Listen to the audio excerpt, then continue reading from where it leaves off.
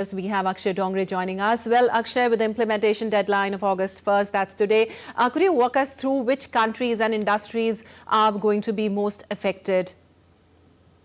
Well, Lipakshi, that's quite a broad question because it seems that under this new tax calculation and the calculus that Donald Trump is making, the entire world is getting impacted one way or another.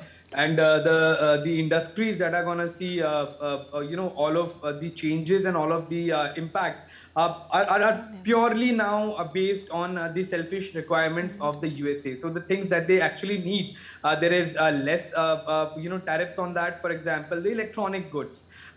Even India has been exempted in certain areas like electronic goods. Now, Trump has come to a realization after making all of these claims that everyone should make in the US and manufacture in the US, but the kind of cost that is going to result in, especially for electronic goods like Apple phones or other electronic equipment, is going to cost the US consumers a lot. Either way, if they want to manufacture in the US, the labor cost is quite high, so the product cost will also be quite high. If they want to, in fact, put a lot of tariffs on this, that will also result in the price going up. So the situation is, a rock and a hard place at this point in time. That how the U.S.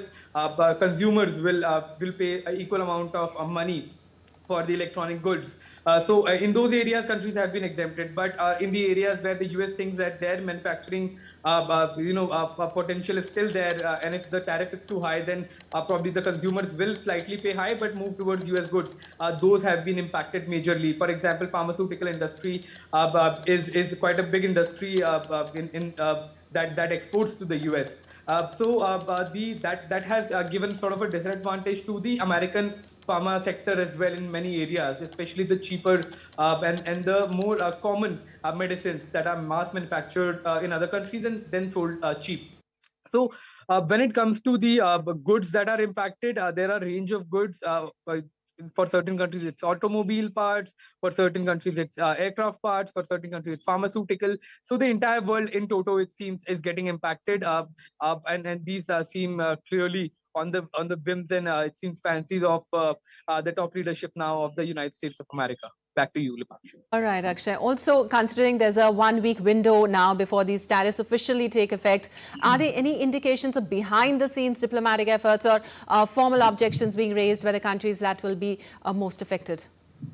Well, it depends, Lipakshi, because the countries that do not have any other major trade ally, they will be forced to do some sort of negotiation with the US. For example, the countries in the Caribbean or the countries in Latin America. They have to do business with the US. It's the biggest economy in the world, especially in the region.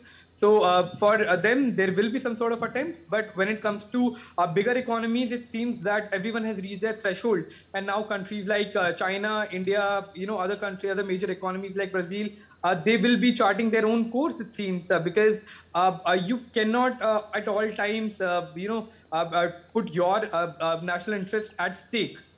To just accommodate a trade ally that is not being on equal footing, not respecting your trade issues, your sensitivities of the market, and just trying to bulldoze their tariffs inside. So it seems that many of the countries will also would rather stick to whatever has been decided.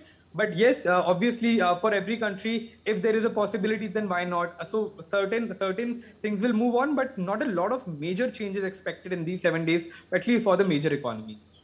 All right. Thank you so much, Akshay, for all those details.